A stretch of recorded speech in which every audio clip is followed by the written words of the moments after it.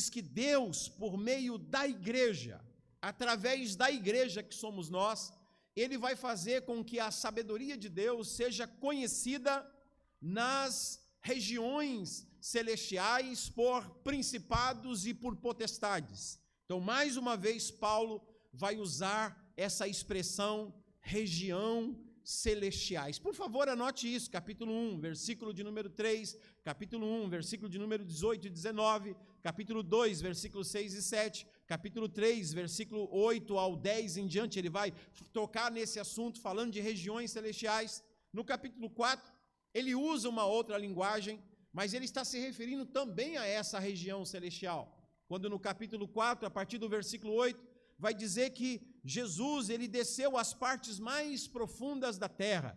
Mas esse que desceu às partes mais profundas da terra é o mesmo que subiu às regiões mais altas, às regiões celestiais, e ele levou o cativeiro e deu dons aos homens, e ele subiu às partes mais altas dos céus. Está falando da sua morte, está falando da sua ressurreição, está falando da sua ascensão, e está falando da sua glorificação nas regiões celestiais. Aí temos o capítulo 6 de Efésios, a partir do versículo 10, ele vai dizer para mim e para você: no demais, irmãos meus, sede fortalecidos no Senhor e na força do seu poder, revesti-vos de toda a armadura de Deus, para que possais resistir às astutas ciladas do diabo, porque a nossa luta não é contra a carne nem contra o sangue, mas a nossa luta é contra principados, potestades, governadores do mundo tenebroso, contra hostes espirituais da maldade que habitam nas regiões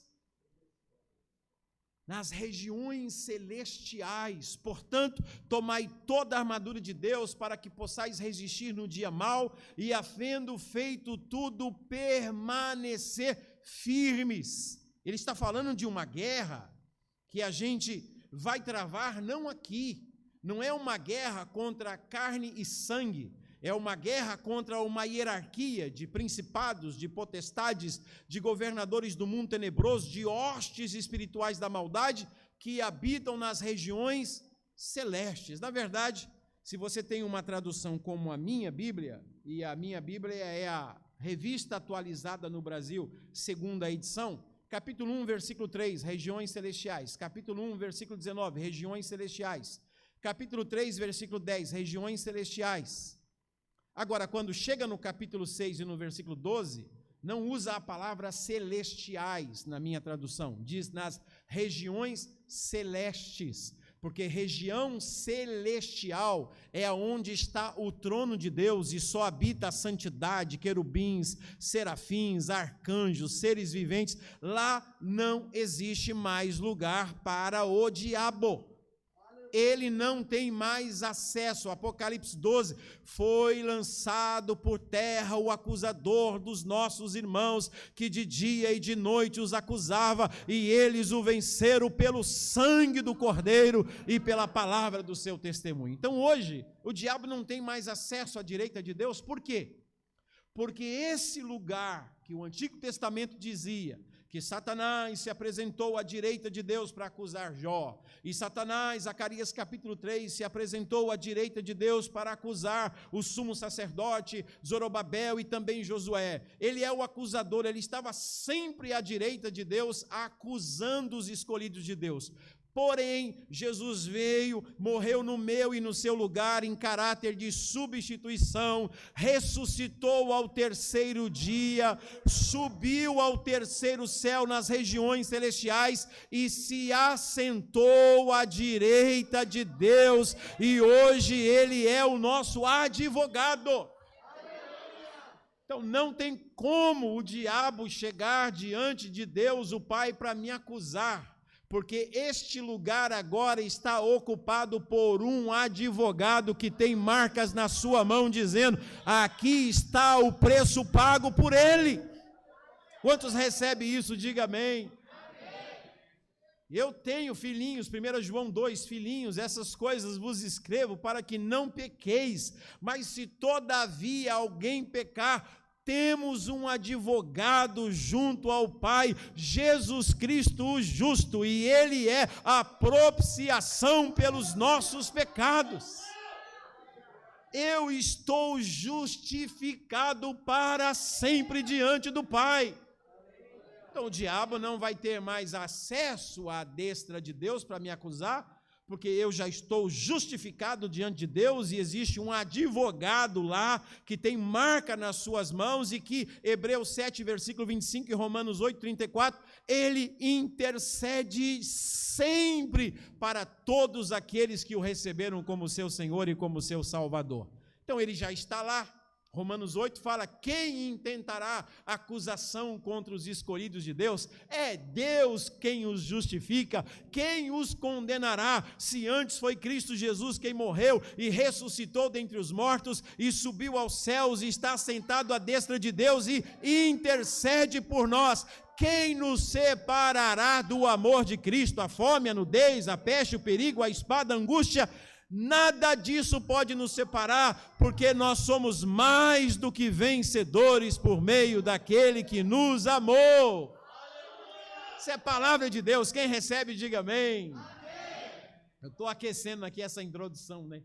A palavra de Deus é uma riqueza extraordinária. Então o diabo não pode estar nas regiões celestiais, no paraíso, à destra de Deus, onde Paulo diz, eu fui levado até o terceiro céus. O diabo não pode estar lá, mas quando você lê o Antigo e o Novo Testamento, você percebe, pela linguagem de Daniel capítulo 10 e Efésios capítulo 6, que ele está nesse céu intermediário com principados, com potestades, com governadores do mundo tenebroso e com hostes espirituais da maldade que habitam nas regiões celestes.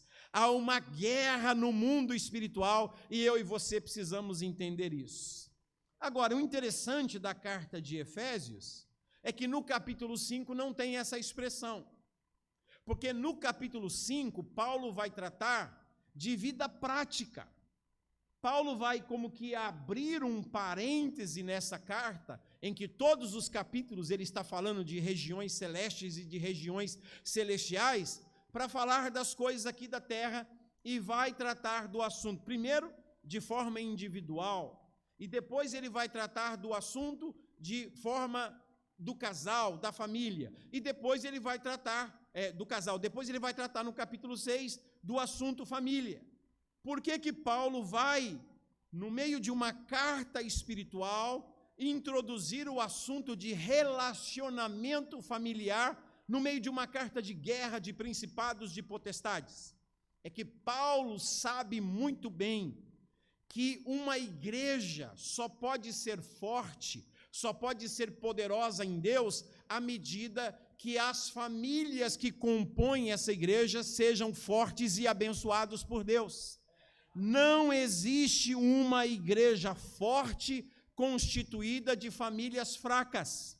Não existe uma igreja que saiba guerrear no mundo espiritual e seja poderosa em Deus, se as famílias que compõem essa igreja são pessoas fracas e que não entenderam o princípio da honra. Quantos estão me entendendo? Amém. Então, Paulo vai nos ensinar que uma igreja só pode ser poderosa e forte e sadia à medida em que as famílias que frequentam essa igreja sejam sadias, abençoadas e poderosas em Deus. Uma igreja só pode ir longe demais no reino se a família que compõe essa igreja seja uma família, ou é uma família sintonizada com a graça de Deus.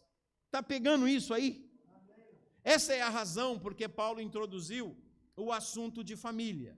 Então, no capítulo 5, versículo 22, vai começar tratando das mulheres e dos seus maridos, a mulher e do seu esposo. Parece um assunto corriqueiro, parece que Paulo está fugindo do assunto, parece que Paulo está meio que desligado, mas no capítulo 6 ele volta de novo. Então é importantíssimo eu e você entender esse assunto aqui, principalmente as mulheres que estão aqui, precisam ser livres. Eu não sei se os homens vão me apedrejar no final do culto, mas que as irmãs vão dar muito glória a Deus aqui, vão dar muito glória a Deus em nome de Jesus. As mulheres, versículo 22, sejam submissas ao seu próprio marido, como ao Senhor, porque o marido é o cabeça da mulher. E aí os homens param por aqui. Mulher ser submissa ao marido, porque o marido é o cabeça da mulher. Então, novamente, você vai ter que ler a epístola aos Efésios e entender o contexto desse texto. Deixa eu dizer uma coisa. Isso aqui é chamado de carta do apóstolo Paulo aos Efésios. Romanos é chamado de carta do apóstolo Paulo aos Romanos. Filipenses é chamado de carta do apóstolo Paulo aos Filipenses. É uma carta. Entenda isso. Nós temos hoje capítulos e versículos na Bíblia que foi inventado pelos pais, os homens de Deus no passado, principalmente a partir do ano de 1400, colocaram capítulos e versículos para a gente ter mais facilidade de achar, de memorizar, de encontrar o texto bíblico. Entendeu? Mas isso não existe no original. A carta do apóstolo Paulo aos Efésios é uma carta e não tem capítulos e não tem versículos. Isso aqui não existe no original. Capítulo 1, versículo 3. Não existe isso. Capítulo 2, versículo 6. Não existe isso na carta original de Paulo aos irmãos aos Efésios. Foi colocado capítulos e versículos para eu e você identificar com mais facilidade. Só que isso pode nos atrapalhar. Porque quando você lê o capítulo 1 e de repente termina o capítulo 1 e você vai começar a ler o capítulo 2, você pensa que são assuntos diferentes, porque é o capítulo 2. E não existe isso no original. É uma carta corrida. É um assunto que Paulo está tratando, é uma carta que Paulo escreveu para a igreja da cidade de Éfeso, os Efésios.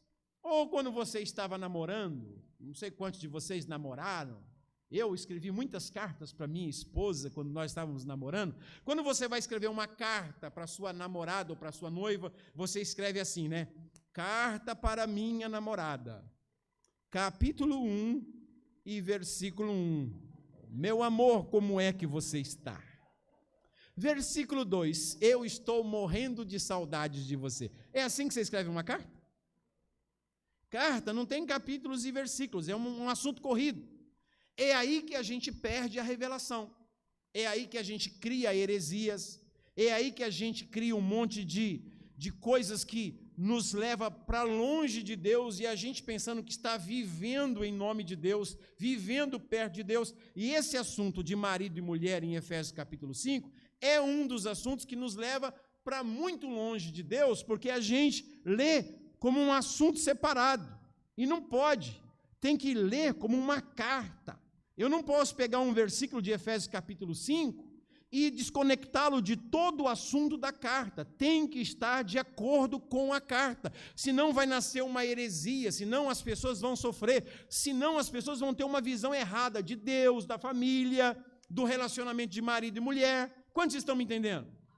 Então, quando Paulo diz o homem, o marido é o cabeça da mulher, eu preciso pegar essa carta e eu preciso entender o que Paulo quer dizer com cabeça nessa carta. E ele vai falar por 3 vezes essa palavra nessa carta. Capítulo 1, no versículo de número 22, ele ressuscita Jesus dentre os mortos e ele põe todas as coisas debaixo do seu pé, ou dos seus pés, e para ser o cabeça sobre todas as coisas, o deu à igreja, o qual é o seu corpo, a plenitude daquele que enche todas as coisas. Então, preste atenção nesse segredo. Quando Deus, ou Paulo vai falar que Jesus é o cabeça da igreja, ele vai falar que Deus pegou Jesus e deu Jesus de presente, o deu à igreja, para que a igreja não seja uma mula sem cabeça. Pensou um bicho sem cabeça? Uma pessoa sem cabeça? Então Deus presenteou a igreja com um cabeça, e esse cabeça chama-se Jesus, para não deixar a igreja defeituosa, para não deixar a igreja com anomalias. Deus então deu, anote essa palavrinha deu do versículo 22, essa palavra deu, depois você pode procurar no grego é a palavra charis. Charis significa presente, significa doação, significa favor, significa graça. Então, Deus deu um charis para a igreja. Deus não deixou a igreja sem direção, sem conexão, porque tudo está na cabeça. Deus deu Jesus como cabeça da igreja, para ele ser o cabeça e a igreja receber de sua plenitude. Quantos estão me entendendo? Diga amém.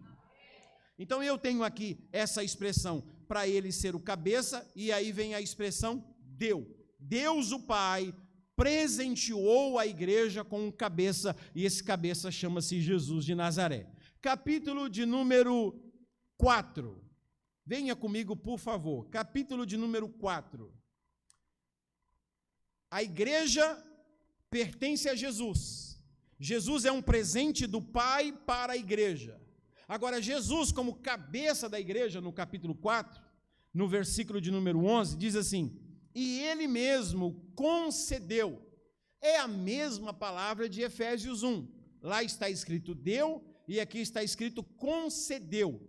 É a mesma palavra no grego charis, que é favor imerecido, presente, dom. É um favor que a igreja está recebendo. E então, ele mesmo concedeu uns para profetas, apóstolos, outros para profetas, outros para evangelistas, outros para pastores e outros para mestres. O que está acontecendo aqui? Jesus é um presente do Pai para a igreja, e agora o próprio Jesus está dando ministérios de presente para a igreja. Ele ama tanto a igreja, que você vai ver no versículo 12, por que ele está dando para a igreja apóstolos, profetas, evangelistas, pastores e mestres? Porque ele quer aperfeiçoar os santos para a obra do ministério. Um é evangelista, outro é pastor, outro é mestre, outro é profeta, outro é apóstolo. Para quê?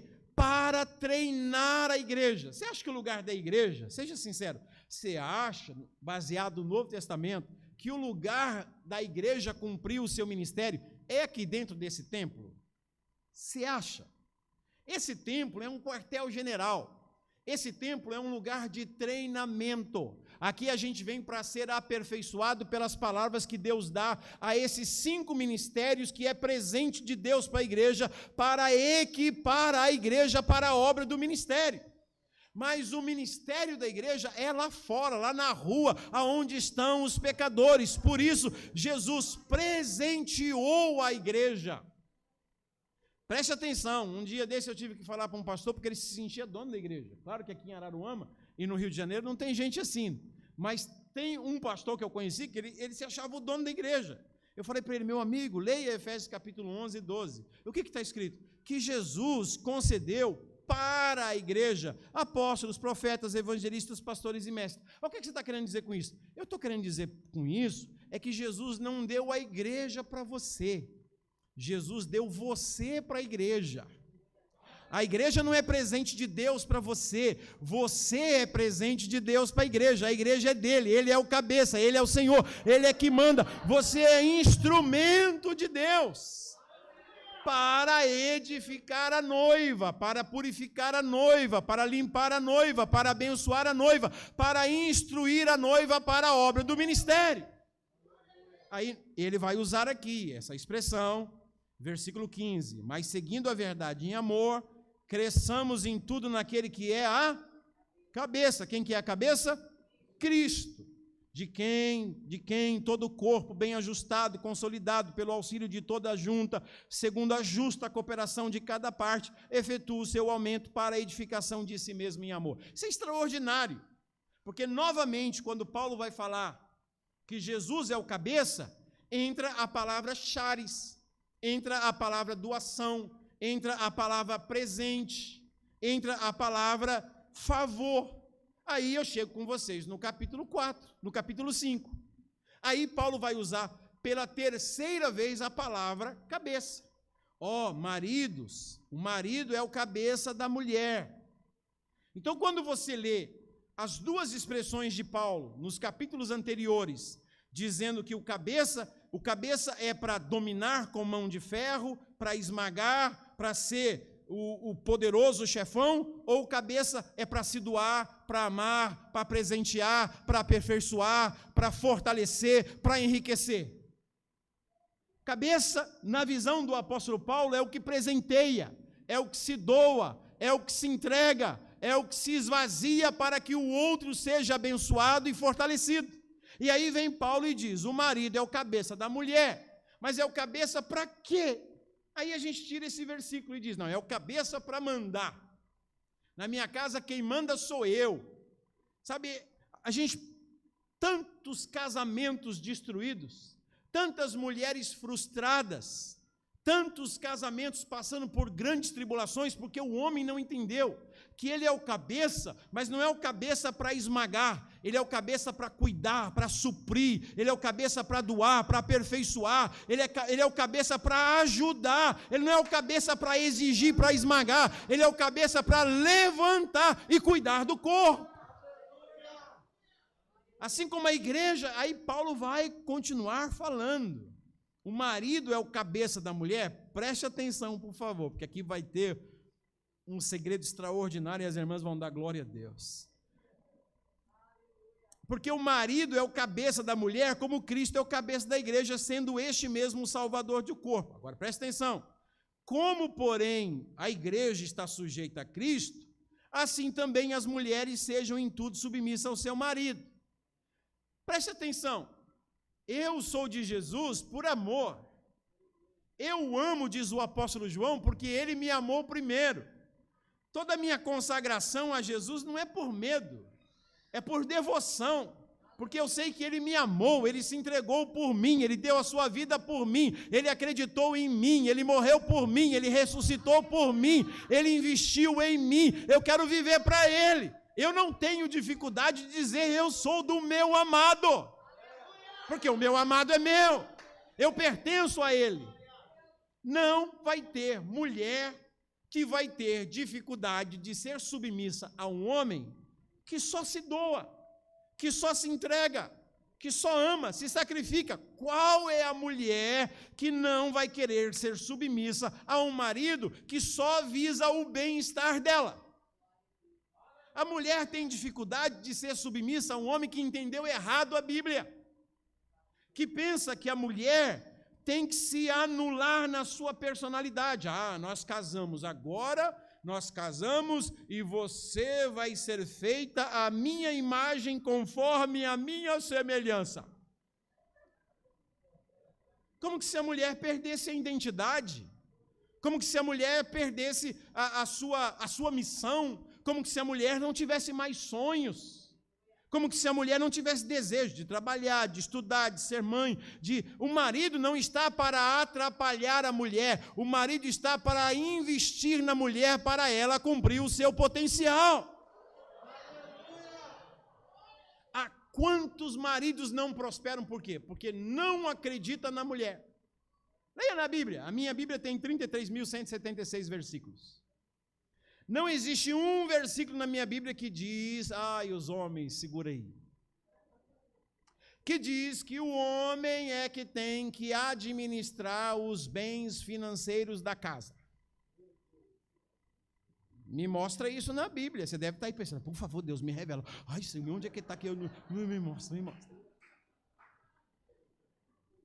Não existe. A gente herdou de tradições. Não existe na Bíblia Sagrada um versículo que diz que é o homem que tem que administrar os bens materiais na casa. Não existe. Existe um versículo no Novo Testamento que a mesma autoridade que é dada ao homem é uma autoridade atribuída à mulher também na Bíblia. Por exemplo, que o homem governe bem a sua própria casa.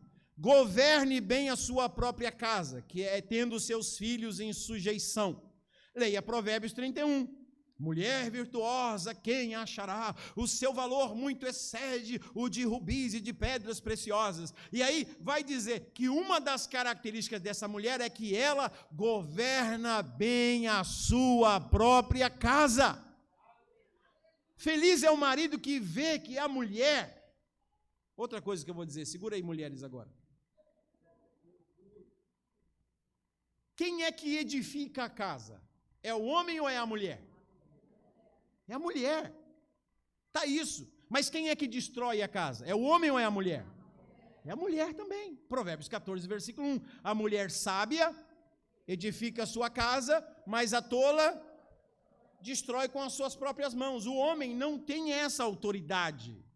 Foi dada à mulher, e feliz é o homem que olha para sua esposa e diz: ela é a minha companheira, ela tem uma submissão, ela está junto comigo nessa missão, nós vamos desenvolver a nossa missão juntos. E eu vou supri-la, e eu vou completá-la, e eu vou acreditar nela, e eu vou dar dons para ela, e eu vou fazer investimento nela, e ela vai ser aquilo que Deus a chamou para ser. É claro que tem algumas mulheres que misericórdia. Aqui não tem Araruama, é só lá em São Paulo, porque lá em Gênesis fala: eu quero que Deus me dê, Deus disse: eu vou dar uma ajuda idônea. Tem umas que o irmão diz: Deus me deu uma demônia. Deus. Tem irmãos que falam: não ganhei ajuda idônea, ganhei uma demônia. Bom, esse é um outro assunto, tá bom? Vamos voltar aqui para Efésios capítulo 5. Quantos estão aí sendo abençoados? Diga amém. Amém. Maridos, versículo 25: amai vossa mulher, como também Cristo amou a igreja e a si mesmo se entregou por ela.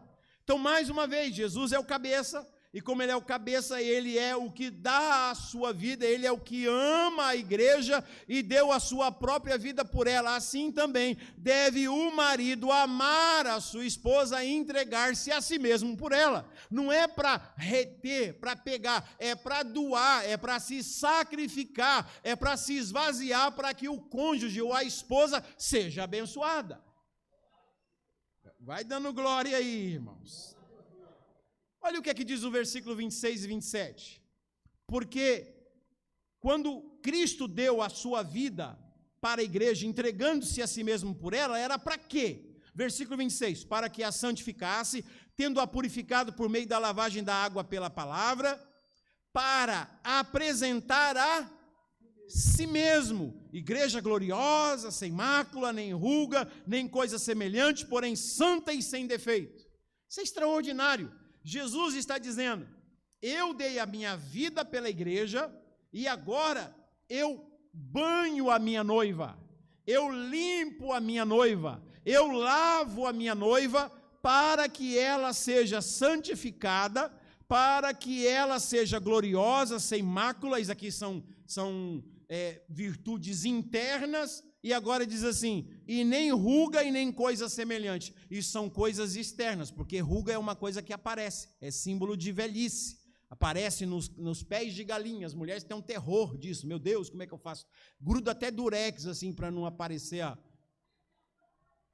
O texto aqui está dizendo que Jesus está preocupado com a beleza interna da sua igreja e está preocupado com a beleza externa da sua igreja. Ele tira toda a mácula e ele tira toda a ruga. Ele tem a capacidade de manter a sua noiva renovada. Aí vem Paulo e diz: assim também os maridos devem fazer com as suas mulheres. Porque, recebeu, né, irmã? Os homens têm que ficar de olhos abertos, porque Jesus está cuidando da aparência interna e da aparência externa da sua noiva, a igreja. Ele quer ver a sua noiva, a sua igreja bela, bonita, sem ruga, renovada, abençoada. E aí vem Paulo e diz: homem, faça isso com a sua esposa. Renove a sua esposa, dê um banho de loja na sua esposa. Dê um banho de cremes bons para a sua esposa. Tire as rugas dela em nome de Jesus. Abençoe e invista na sua esposa. Você vai dizer assim: eu sou solteiro, não sou casado, essa mensagem não é para mim. É para você sim. Vai aprendendo aí, mano. Aí, Uma vez eu estava na casa de um obreiro, não vou nem dizer aonde, quem era, mas chegou, ele foi fazer uma compra e voltou com um pote desse tamanho assim, ó, de creme, aquele potão, parte amarelo, parte azul, verde, parte... Aí chegou, colocou na mesa assim, a esposa perguntou assim, meu amor, o que é isso? Ele falou, eu comprei, promoção, potão, é potão. Aí eu olhei para ele assim, falei, potão, rapaz, você comprou isso aí lá no camelódromo? Potão, isso aí é sebo de vaca, vai passar no cabelo da sua esposa, rapaz. Pelo amor de Deus, potão, joga esse potão fora. Mulher não gosta de potão, mulher gosta de potinho, é caro, mas tem efeito, mano. Tem efeito.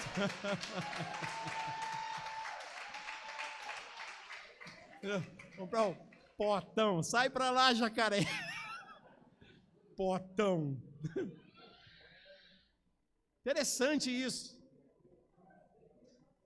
E aí, ele diz assim, é para apresentar-se a si mesmo. Cara, você vai cuidar da sua esposa para você, meu irmão. Para você. Olha o que é que diz o versículo 28, por gentileza.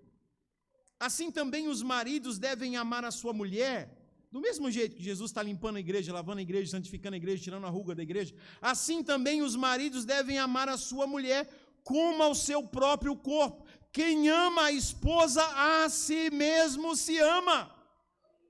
Isso aqui é extraordinário, irmãos. Quando eu compreendi isso aqui, houve uma mudança extraordinária na minha forma de ver a minha família, de ver a minha esposa. Porque Paulo está dizendo, quem ama a sua esposa, a si mesmo se ama. Essa revelação não foi dada a Adão no jardim do Éden, quando Deus tira a Eva de Adão, e o Adão acorda assim, e olha para aquele peixão e diz, uau! Ele vira profeta, porque ele diz, deixará o homem, o seu pai e a sua mãe. O Adão não teve pai e mãe, então ele está profetizando. E ele vira profeta também, essa é carne da minha carne, sabe, essa é extraordinário, é osso dos meus ossos. Ele entendeu o princípio, mas não entendeu a revelação. Quando Deus disse para Adão, eu vou te dar um sono profundo, eu vou colocar um sossega-leão em você, você vai dormir. E o Adão dormiu. Por quê? Porque Deus tinha que fazer uma cirurgia, Deus tinha que fazer uma operação. E o Adão dormiu. Queridos, preste atenção. Deus poderia ou não estalar o dedo e a Eva nascer? Podia, ele pode todas as coisas. Ele podia muito bem serrar o galho de uma árvore e dizer assim, pedaço, tronco de árvore, seja feita a Eva. E Eva ia ou não ia nascer? Ia. Agora, por que Deus fez todo esse trabalho de aplicar uma anestesia em Adão, de abrir o lado dele e de ir na coluna e da coluna tirar uma costela? E depois de tirado a costela, Deus fechou a carne no seu lugar e da costela, então, Deus fez a mulher. Por quê? Porque Deus está dizendo o seguinte para Adão, Adão, eu não tirei essa mulher da lua, eu não tirei essa mulher de uma árvore, eu não tirei essa mulher da terra, eu tirei essa mulher de dentro de você, da sua carne e dos seus ossos, para que você entenda o princípio. O dia que você honrá-la, você estará se honrando. O dia que você amá-la, você estará se amando. O dia que você valorizá-la, você estará se valorizando, porque eu tirei ela de dentro de você. Ela é carne da sua carne, ela é osso dos seus ossos. Então, à medida em que você valoriza a sua esposa, você valoriza você. À medida em que você honra a sua esposa, você honra você. Cara, você tem um carro novo e a sua esposa está a pé, meu amigo. Eu vou comprar um chinelo para você. Vamos ver se tem uma Havaiana na promoção. Para comprar a sua gravata, 200, 300 reais, você nem pestaneja, né? Para comprar o seu terno, carão. Agora, para comprar um vestido para a mulher, vê se tem promoção na Riachuelo. Aí não sabe por que o negócio não vai para frente. Então, como é que vocês vão descobrir que eu, Edson Teixeira, amo a mim mesmo? Paulo está dizendo isso. Vocês vão ver o tamanho do amor que eu tenho por mim, à medida que vocês veem o tamanho do amor que eu tenho pela minha esposa. Aquele que ama a sua esposa, ama-se a si mesmo. Então, investir na minha esposa é um investimento em mim mesmo. O bem-estar dela faz bem para mim. A honra dela traz honra para mim. O amor a ela traz amor para mim. O valor a ela traz valor para mim. Quando é que a gente vai entender isso, irmãos? Quando é que a gente vai entender isso? Nós, os homens. E aí Paulo continua dizendo: quem ama a esposa a si mesmo se ama, porque ninguém jamais odiou a sua própria carne, antes a alimenta e dela cuida, como também Cristo faz com a igreja. Então, o que eu aprendi? Eu aprendi que a minha esposa não é perfeita, como eu também não sou perfeito. Mas eu aprendi que a minha esposa, ela é o melhor terreno para eu semear. Ela é o meu terreno. Eu aprendi isso. Então eu disse, eu entendi. E não é só assim, semear elogios. A minha esposa não gosta muito de elogios também. É ficar semeando elogios, ser romântico. Minha esposa não gosta muito assim de romantismo. Ela é uma mulher muito abençoada, mas ela não liga muito para essas coisas, não. Ela leva outras coisas, sabe? Eu vou explicar para vocês o que ela gosta. Eu comecei a pegar um envelopinho. E... Pegou, né? E todo mês eu comecei a colocar uma oferta lá. E no final do mês eu chegava e dizia, meu amor, isso aqui é uma oferta para você, é um investimento para você. E eu tinha sempre que procurar envelope. Você tem envelope? Onde que a gente acha envelope para eu colocar? Com o passar dos meses, tinha envelope para todo lugar em casa, não faltava envelope. Ela gostou da ideia, né? Mas como que Deus me abençoou? Porque investir na minha esposa é um investimento que eu faço em mim. Por isso tem muitos homens que não prosperam. Porque ele investe num monte de coisas, mas não investe na pessoa mais importante que está do lado dele. É a sua auxiliadora, é a sua ajudadora idônea, é aquela que foi chamada para cumprir a missão juntos. Então, à medida em que você investe nela, vai ter um retorno extraordinário na sua vida. E aqui em Efésios 5:32, tem duas coisas que Deus exige, uma do marido e a outra da mulher. Você pode ver, o texto vai dizer, versículo 33, que a mulher, ela respeite o seu marido, mas que o marido ame a sua mulher. Então, do marido é exigido o quê? É exigido o amor, que se doa, que acredita, que investe, que se sacrifica. É o capítulo 5 e o versículo de número 1 e 2. Sede, pois, imitadores de Deus como filhos amados, e andai em amor, como Cristo também nos amou e entregou-se a si mesmo por nós, como oferta e como sacrifício a Deus em aroma suave. Então, imitar Jesus como cabeça é andar no caminho do amor, e o caminho do amor é o caminho do sacrifício e da oferta, da doação. E aqui está dizendo, maridos, amem a mulher de vocês, se doem para a mulher de vocês, invistam, se sacrificam, ofereçam sacrifícios para que a sua mulher seja abençoada. E a mulher, o Paulo diz assim, respeite o seu marido. Se tem uma coisa que faz o homem se sentir honrado pela sua mulher, é o respeito. Não importa se ele tem defeito, mas é o respeito. Respeito significa você valorizá-lo, você honrá-lo, você não ficar falando dele para as amigas no cabeleireiro, que esses dias eu fui cortar o cabelo, que coisa mais feia, a mulher falando do seu marido lá para os outros. Eu falei, meu Deus, uma mulher dessa deve viver um inferno dentro da casa dela. Não se fala das coisas do seu marido para os outros. Respeite o seu marido. Coloque ele numa posição de honra, de valor, porque se tem uma coisa que levanta o homem, é ele saber que a sua esposa o respeita. E se tem uma coisa que levanta a mulher, é ela saber que o seu marido a ama. Quantos estão recebendo esse código de prosperidade, de bênção sobre a sua vida? Diga amém. Preciso falar com vocês. Hoje, essa noite, eu não vim aqui para pregar, essa noite eu vim aqui para ensinar. É o que eu faço sempre nas lives, são ensinos profundos da palavra de Deus. Capítulo 6, por gentileza, venha comigo. Paulo vai tratar de um assunto muito importante, dizendo, filhos, obedecei os vossos pais no Senhor, porque isso é justo. Honra o teu pai e a tua mãe, que é o primeiro mandamento com promessa, para que te vá bem e sejas de longa vida sobre a terra. Esse é o quinto mandamento, mas é o primeiro com promessa, tem a ver com a honra também. assim como o marido honra a sua mulher, assim os filhos devem atribuir honra aos seus pais. E aí a recompensa é para que te vá bem. Quantos filhos hoje que não vão bem? E eles estão perguntando, por que será que eu não prospero? Por que será que eu não vou para frente? Por que será que eu não consigo deslanchar, romper?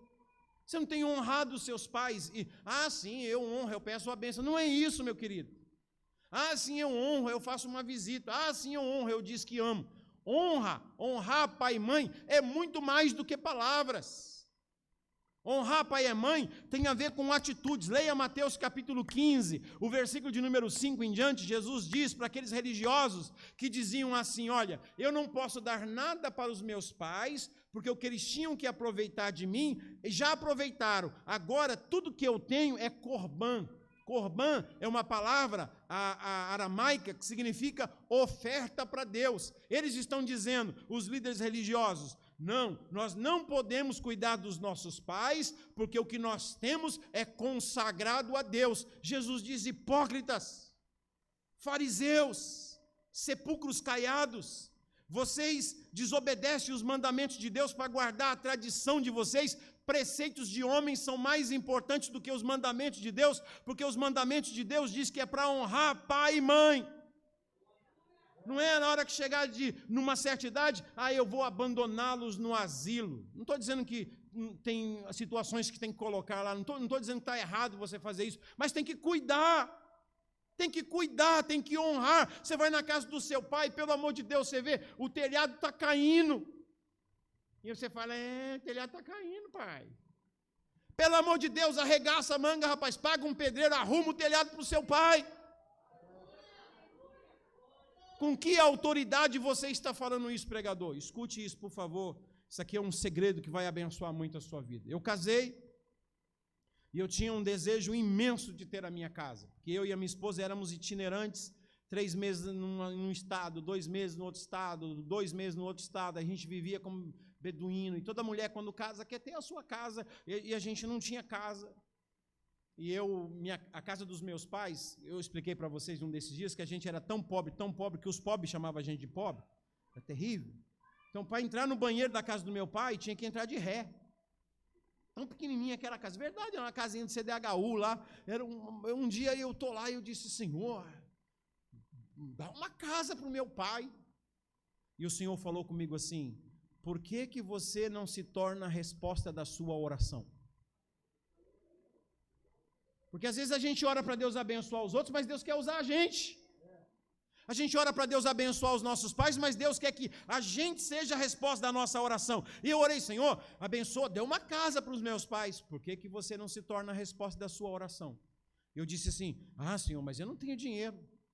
E eu tinha um dinheirinho guardado para cercar um terreno que eu e a minha esposa tinha comprado, de uma oferta que a gente tinha ganhado. Eu tinha cercado o terreno. E eu tinha estava juntando dinheiro para cercar o terreno. E aí eu falei para Deus, não, mas eu não tenho dinheiro.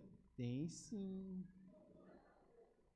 Disse, não tenho, Senhor. Aquele dinheiro que tem lá não dá nem para começar. Queridos, eu chamei a minha esposa. Eu entendi o que Deus estava falando comigo. Eu chamei a minha esposa e disse assim, meu amor, é o seguinte, eu quero fazer uma aliança com você. Eu quero fazer um propósito com você. Eu e você temos o sonho de ter a nossa casa. Mas os meus pais não têm a casa. E a sua mãe também, que mora em Nova Friburgo, a casa da sua mãe, puxa, está muito ruim. E eu quero fazer um propósito com você. Nós não vamos de forma alguma começar a construção, mexer com a nossa casa, enquanto os nossos pais não tiverem a casa própria. Nós vamos trabalhar para dar uma casa própria para os nossos pais. E ela disse assim para mim, mas como que a gente vai arrumar dinheiro? Eu disse, Deus vai prover, o nosso propósito é nobre, está na Bíblia, honra o teu pai e a tua mãe, que é o primeiro mandamento com promessa, para que te vá bem. Nós vamos ir bem em todas as coisas e Deus vai nos abençoar. Eu tinha minhas fitinhas cassetes, eu tinha meus livrinhos e nós ficamos, queridos, 7 anos. 7 anos eu pregando por esse Brasil todo e fora do Brasil, juntando dinheirinho para na sexta-feira pagar os pedreiros. Nós levamos 7 anos, não íamos para restaurante, não fazíamos passeio, era 7 anos de investimento na vida dos meus pais e da minha sogra. e eu construí a casa dos meus pais, com 3 quartos, com sala, cozinha, 2 banheiros, com varanda, com garagem para colocar carro pela fé, e foi minha mãe olhava para mim e dizia, meu filho, você fez isso? Fiz, mãe, isso aqui é um presente de Deus para você, mas você não tem a sua casa, eu sei, mas eu estou te honrando primeiro, porque eu sei que eu vou me dar muito bem na vida. Aqui em Nova Friburgo, reformamos a casa da minha sogra, que era rente a laje, assim, era rente a rua, construímos um galpão enorme. Antes de terminar o galpão, que eu disse, sogra, vamos fazer aqui, vai ser um supermercado, a senhora aluga para um açougue, um supermercado. Antes de terminar a construção, as Assembleias de Deus já tinham alugado o salão, e todos esses anos a minha sogra recebe o aluguel, a sua casa, ela está toda de boa, ela me ama. E deixa eu dizer uma coisa para você, eu vivo em uma casa maravilhosa, eu tenho uma casa de campo muito linda, nunca me faltou casa para morar. Sabe o terreno que eu falei para vocês que eu tinha o dinheiro para cercar? Eu nunca cerquei, eu paguei 20 mil reais no terreno. Há 5 anos atrás, eu fui alugar uma casa para eu e minha família morar na cidade de São Roque, questão de estratégia da escola das minhas filhas, que ficaria melhor, menos cansativo para minha esposa, porque ela ia e voltava todos os dias, 3 vezes, da chácara para a cidade, e estava cansando muito ela, e eu disse para ela, vamos alugar. Chegamos lá, é muito caro o aluguel, e aí eu disse, não, vimos um empreendimento que tinha lá uma casa para vender, acho que 280 mil reais, um condomínio de casas. Eu disse, a gente não tem esse dinheiro, mas a gente pode muito bem ir no banco para fazer um financiamento, alguma coisa assim. Chegamos lá, fomos pesquisar, o gerente disse assim, rapaz, não dá não, você só recebe se for Minha Casa Minha Vida, 120 mil reais. Falei, não, mas eu preciso de um pouco mais de 250 mil. Ele disse, de forma alguma. Eu falei, mas por quê? Eu não devo nada para ninguém. Ele falou, esse aqui é o seu problema. Falei, como assim, rapaz? Eu nunca fiquei devendo nada para ninguém. Ele falou, então, você não tem o histórico de que você é um mau pagador. Mas no banco não existe um histórico de que você é um bom pagador. Você nunca pegou nada financiado para pagar, então não tem histórico de que você é um bom pagador, e a gente não pode te dar mais do que 120 mil. Aí eu saí do banco assim, meu Deus, a gente fica fiel, não deve nada, aí chega na hora, não dá. Mas Deus tinha os seus planos. Falei com a minha esposa, e aquele terreno que a gente tem lá? Esse que eu queria cercar, mas usei o dinheiro para poder construir, começar a construção dos meus pais e da minha sogra. Ficou lá esse terreno o tempo todo, eu falei, vamos vender. Por quanto que a gente vai vender? Vamos vender por uns 80 mil. Já vai dar, a gente pega esse 120 mil, pega esse 80 mil, vai dar 200 mil, a gente dá de entrada e vai ficar super legal. Então tá bom. Ligamos lá para a imobiliária, preste atenção, nós pagamos 20 mil reais no terreno. Eu liguei para a imobiliária com a intenção de vender por 80 mil. Eu falei para a moça, olha moça, eu tenho um terreno aí, eu queria vender, na Rua Ébano. Ela falou assim, na Rua Ébano? Que número que é? Eu falei, número 2. Número 2? Você é o dono do terreno número 2? Falei, é. Ela disse, rapaz, tem um monte de gente atrás desse terreno. Quer conhecer o dono desse terreno, mas eu conheço um que é o chave. Eu falei, é mesmo, porque o terreno do lado da irmã dele, o terreno de trás é do irmão dele, ele quer esse terreno para fazer uma chácara, para eles poderem ter eventos lá e estar todos juntos. Eu falei, tá bom. Ela, espera um pouquinho que eu vou ligar para ele. Ligou, estou com ele aqui na linha, e ele está aqui dizendo que te paga à vista, hoje, tem que ser hoje, fecha negócio hoje, e te paga à vista, em dinheiro. E eu falei assim, mas quanto é que ele me paga? Ela disse, para você vir buscar aqui hoje, ele te dá 240 mil reais.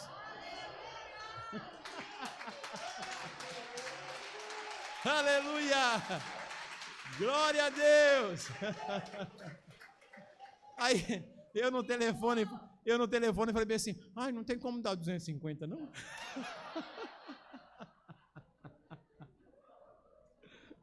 O meu terreno hipervalorizou, porque colocaram um shopping lá, colocaram um asfalto, colocaram água, eu nem tinha, fazia tempo que eu não via aquele terreno. Olha, comprou a casa onde eu moro hoje. Quando você honrar o seu pai e a sua mãe, você vai ver Deus rompendo cadeias, Deus abrindo portas, Deus suprindo necessidades, Deus fazendo milagres.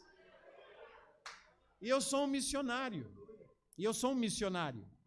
E vocês, eu já preguei em 87 países do mundo, tem países que eu já fui mais de 50 vezes. Vocês podem dar a volta na terra, eu não falo isso com orgulho, eu falo isso com humildade, diante de Deus e do Espírito Santo que está aqui. Vocês podem percorrer o Brasil inteiro, que eu já preguei em todos os estados do Brasil, e vocês podem percorrer a terra em todos os continentes nesses países onde eu passei pregando. Vocês nunca vão achar um só pastor que vai dizer: o Edson Teixeira cobrou para pregar. Nunca toquei no assunto de dinheiro para pregar. Tenho vergonha de pessoas que cobram para pregar. Eu tenho um Deus que diz: se você me honrar, eu vou honrar você. Eu honrarei aqueles que me honrarem. E para terminar, deixa eu dizer uma coisa para vocês que aconteceu comigo. Há uns 13 anos atrás, eu me converti há 33 anos atrás, mas há uns 13 anos atrás, nasceu um desejo no meu coração assim: eu queria muito ser abençoado pelos meus pais. O meu pai até então não era cristão, a minha mãe já serva de Deus, e eu queria sim. Eu acredito demais na bênção paternal, quando um pai abençoa os seus filhos. Mas eu não podia falar isso para o meu pai, eu tinha muita vergonha de falar para o meu pai era um alcoólatra, chegar: pai, me abençoa aí, coloca a mão na minha cabeça, me abençoa. Então eu falei: Senhor, toca no coração da minha mãe. Eu não queria pedir, eu queria que ela sentisse no coração de me abençoar. Queria muito ser abençoado, Senhor, queria muito receber a bênção da minha mãe. E um dia eu estava em casa, o telefone tocou, e eu peguei o telefone, e era minha mãe. E ela disse: oi, filho, tudo bem? Falei: oi, mãe, tudo bem? Estou aqui me arrumando para uma viagem. Ela disse: então, eu estou sabendo que você vai viajar, mas eu estou te ligando, filho, como sua mãe, serva de Deus, para te abençoar. Eu quero abençoar você nesse momento. Feche os seus olhos agora. E a minha mãe, ela orava dizendo: Senhor, no nome do Deus de Abraão, de Isaac e de Jacó, eu abençoo o meu filho, eu abençoo a mente dele, eu abençoo o coração dele, eu abençoo as emoções dele, eu abençoo a vida financeira dele, eu abençoo o ministério dele, eu abençoo a vida espiritual do meu filho, eu abençoo o corpo dele, eu abençoo a esposa dele, eu abençoo as filhas dele. Senhor, eu abençoo meu filho, eu chamo toda sorte de bênção. Queridos, enquanto a minha mãe ia falando isso, a unção, a bênção de Deus, ela foi assim, penetrando nos meus ossos, eu fui sentindo aquilo, foi se encarnando, entrou no cerne da minha existência, parecia um fogo líquido que ia entrando. Eu estava sendo abençoado pela minha mãe, a bênção estava sendo impetrada sobre a minha vida. Eu acredito nisso, a palavra de Deus diz isso, e eu fui abençoado. Quando a minha mãe terminou a ligação, e eu agradeci, eu coloquei o telefone, minha esposa me olhou e eu disse: você não sabe o que aconteceu agora? Ela disse: eu imagino, porque eu estava assim tão cheio de vida. Eu senti que foi rompido os grilhões, eu senti que barreiras no mundo espiritual foi quebrada, eu senti que meu ministério ia avançar ainda mais, eu senti que as portas iriam se abrir. Eu sei, aconteceu naquele dia. Você tem a bênção para abençoar os seus filhos. Deus te deu essa autoridade para chamar os seus filhos e dizer: eu te abençoo, abençoo o seu futuro, abençoo a sua escola, abençoo seus professores, abençoo sua profissão, abençoo sua vida emocional, financeira, abençoo todas as áreas. Você pode fazer isso. E você que é filho hoje, em nome de Jesus, por favor, crie meios de você abençoar os seus pais. Crie meios, nem que seja uma ligação, uma visita, um abraço, um choro. Mas tem gente aqui que eu sinto de dizer isso.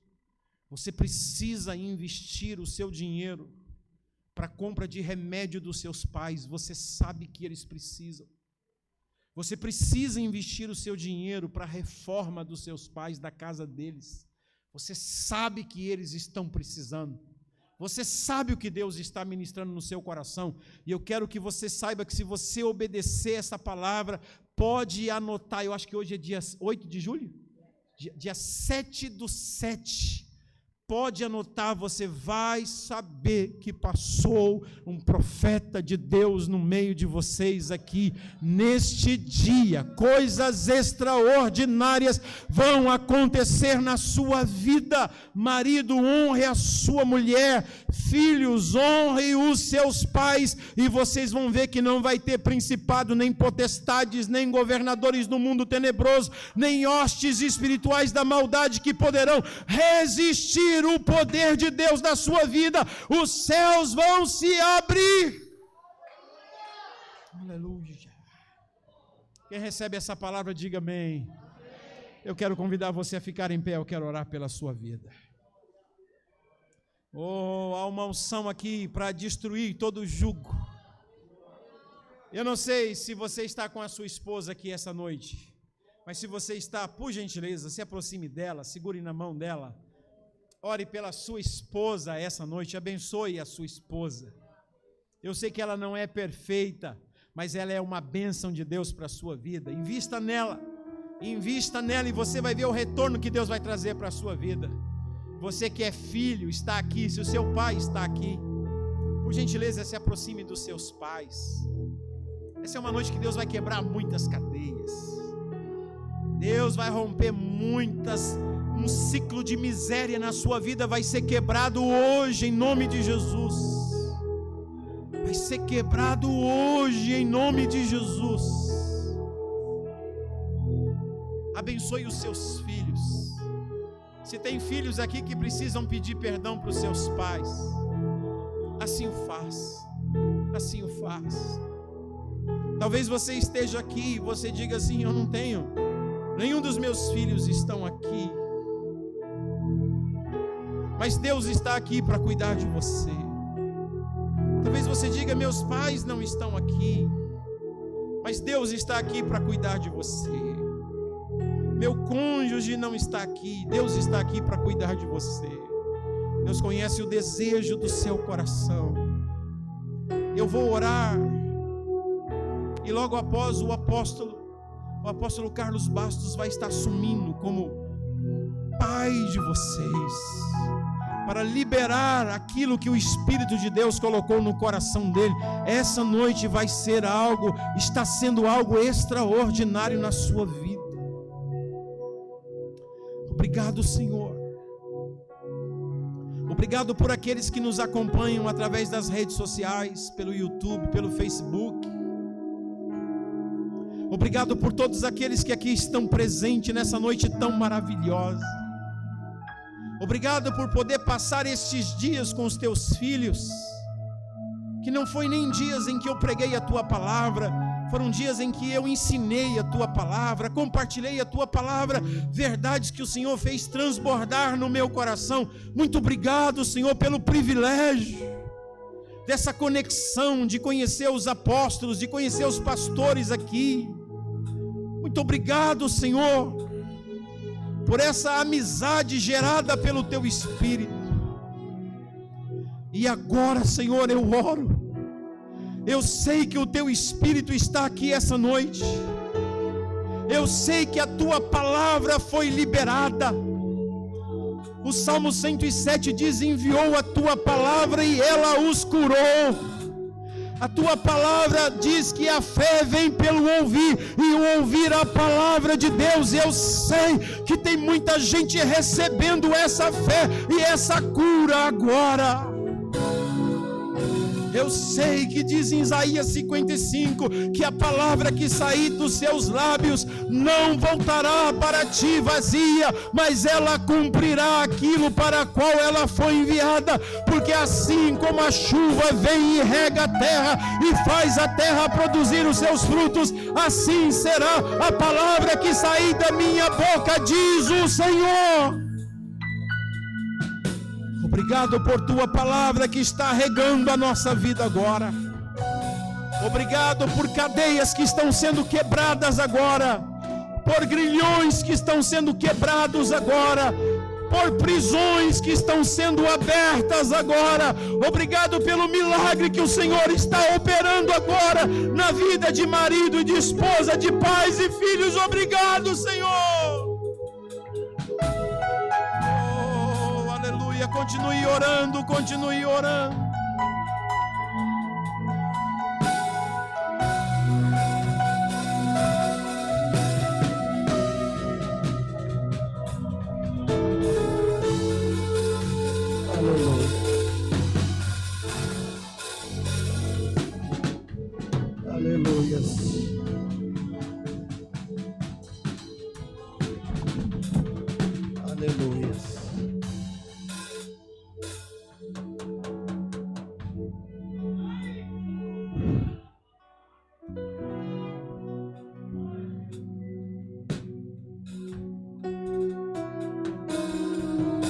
Quantos entenderam esta palavra? Por favor, manifeste com a sua mão. Quantos aqui entenderam esta palavra?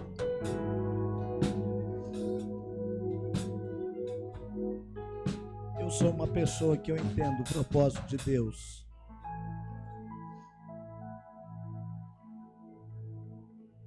Pode ficar aí com a família, faz favor, filho. E eu não perco as oportunidades que Deus me dá. Eu gostaria que os pastores viessem aqui no altar. Os pastores, independente de ser do meu ministério, ministério independente, vem aqui os pastores, com a sua família, vem aqui. Aqui no altar, por gentileza. Vem aqui, evangelista, pastores. Vem aqui. Vem aqui.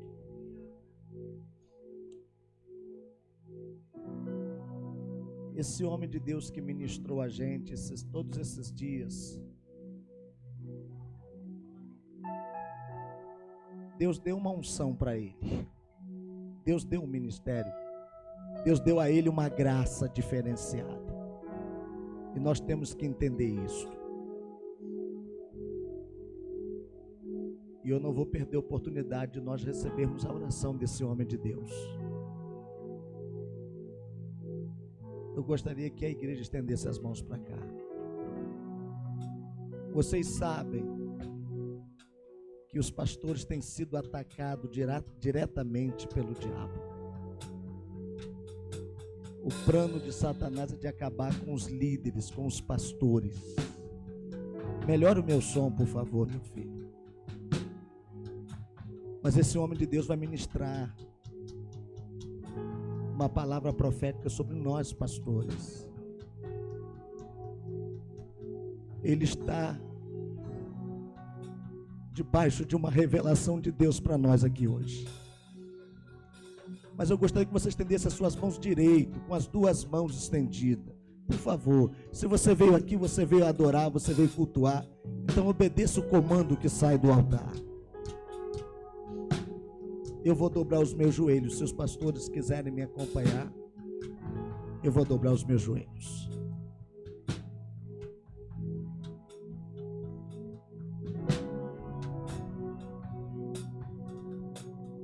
Senhor, nós estamos como igreja agora, com nossas mãos estendidas em direção a esses homens, juntamente com seus familiares, que são presentes do Senhor para nós, igreja. São homens que têm dedicado a sua vida para nos abençoar com a tua palavra. São homens que têm intercedido, orado pela igreja, dado a vida para a edificação da tua igreja na terra. Nós, como igreja, somos abençoados pela vida deles. E agora nós te agradecemos e nós retribuímos isso com esta oração de intercessão, debaixo da unção do teu Espírito Santo. Nós oramos no nome que está acima de todo nome, daquele que é o cabeça sobre todo principado e sobre toda potestade. Nós oramos em nome de Jesus de Nazaré, o nome que está acima de tudo, onde todos os joelhos no céu, na terra e debaixo da terra há de se prostrar, e toda língua há de confessar que Jesus Cristo é o Senhor, para a glória de Deus Pai. É nesse nome todo poderoso que nós oramos e abençoamos esses ministros, Senhor. Abençoamos essas famílias, Pai, e te pedimos, Senhor, que a tua boa mão os guarde, que a tua boa mão os proteja, que a tua boa mão sustente a vida deles, porque eu sei, a sua palavra diz que quando a tua boa mão está sobre a vida de um homem de Deus, sobre a sua família, não existe macumba, nem feitiçaria, nem olho gordo, nem inveja, nem principado, nem potestade, nem diabo, nem demônio, nem besta, nem falso profeta. Não existe nada que possa segurá-lo, Senhor. E eu sei que a tua boa mão está sobre a vida deles. Vem fortalecer aquele que se sente fraco agora. Vem animar aquele que se sente desanimado agora. Vem derramar uma unção especial sobre esse homem de Deus, que o Senhor o colocou naquela cidade, naquele bairro, naquela vila, e ele está sentindo dificuldades para romper. Nós aprendemos aqui que nossa luta não é contra a carne nem contra o sangue, mas é contra esses espíritos no mundo espiritual, e nós declaramos esses demônios caídos por terra, esses principados de incredulidade caiam por terra, de idolatria caiam por terra, e que esses homens cresçam na conquista de almas. Que o Senhor guarde cada membro da família como a menina dos seus olhos. Que essa mulher, esposa desse pastor, seja profundamente tocada pela sua graça e sustentada pelo teu Espírito. Seja cuidada por ti através desse homem. Seja suprida por ti através desse homem, seja amada por ti através desse homem, seja honrada por ti através desse homem. Eu abençoo esse casal, eu abençoo essa família.